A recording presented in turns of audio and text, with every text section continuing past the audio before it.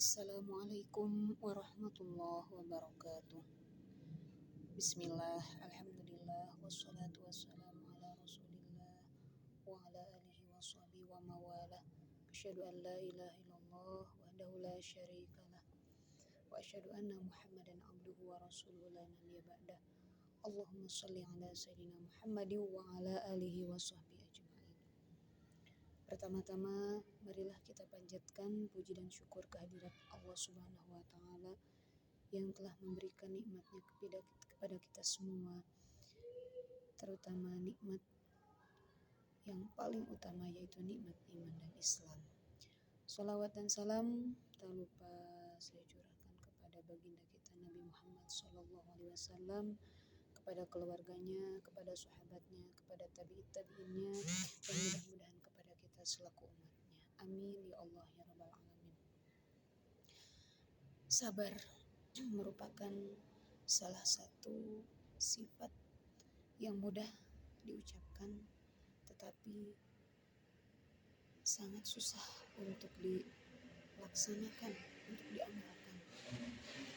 Pada kesempatan ini saya akan membahas tentang tingkatan-tingkatan sabar, yang mana pembahasan sabar ini begitu meluas, tetapi saya akan ambil intinya, yaitu sabar itu menjadi 3 tingkatan. Di antaranya yang pertama yaitu sabar terhadap ujian atau musibah dari Allah Subhanahu wa Ta'ala. Yang kedua, sabar ketika kita akan melaksanakan ketaatan kepada Allah Subhanahu wa Ta'ala. Dan yang ketiga yaitu sabar ketika kita akan melaksanakan maksiat. Sebagaimana firman Allah di dalam Al-Quran surah Al-Baqarah ayat 153, A'udzu billahi minasyaitonir rajim. Bismillahirrahmanirrahim. Ya ayyuhalladzina amanu ista'inu bis-sabri was-shalah. Innallaha ma'as sabirin. Shadaqallahul azim. Yang artinya, hai orang-orang yang beriman, minta pertolonganlah kalian semua dengan sabar dan sholat. Sesungguhnya Allah bersama orang-orang yang sabar. Sabar identik dengan keimanan seseorang, sehingga kita harus benar-benar menanamkan sifat sabar ini di dalam diri kita. Tingkatan sabar yang pertama yaitu sabar terhadap ujian atau musibah yang Allah berikan. Sebagaimana dalam Al-Quran diterangkan, A'udzu billahi minasyaitonir rajim. Bismillahirrahmanirrahim. Walanabluwannakum bisyai'im minal khaufi wal ju'i wa naqsim minal amwal wal anfus wath thamarat wa basyiris sabirin. Yang artinya, maka akan kami uji betul-betul mereka, kamu sekalian, dengan suatu perkara di antara dengan ketakutan. Ketakutan ini merupakan salah satu ujian dari Allah, karena kita sebagai manusia mengalami rasa takut tidak makan, ketakutan yang sangat dalam diri kita, takut kehilangan dan lain sebagainya. Itu merupakan salah satu sifat yang ada dalam diri kita, yang mana kita harus sabar dalam ketakutan itu. Bisyai'im wal ju'i wa naqsim minal amwal wal anfus wath thamarat wa basyiris sabirin. Dan contoh yang lain, ketika kita merasa kehilangan orang-orang yang kita cintai, yaitu keluarga kita, kita juga harus bisa bersifat sabar, karena itu semua adalah titipan Allah dan akan kembali seutuhnya kepada Allah. Idza asabathum musibah qalu inna lillahi wa inna ilaihi raji'un. Bila mana kalian ditimpa musibah, maka kata-kata yang pertama yang harus diucapkan dari lisan kita yaitu inna lillahi wa inna ilaihi raji'un. insya Allah musibah kita, apa yang Allah berikan kepada kita akan ada hikmahnya bagi kita. Karena itu merupakan ujian keimanan bagi kita. Sampai mana keimanan kita diuji Allah, lebih dalam keimanan kita, maka lebih besar juga ujian yang akan Allah berikan kepada kita. Karena di dalam ujian Allah menjanjikan wabasyiris sabirin, dan berbahagialah bagi orang-orang yang bersabar. Berilah kabar gembira, berilah berita yang menggembirakan bagi orang-orang yang sabar. Itu adalah janji Allah.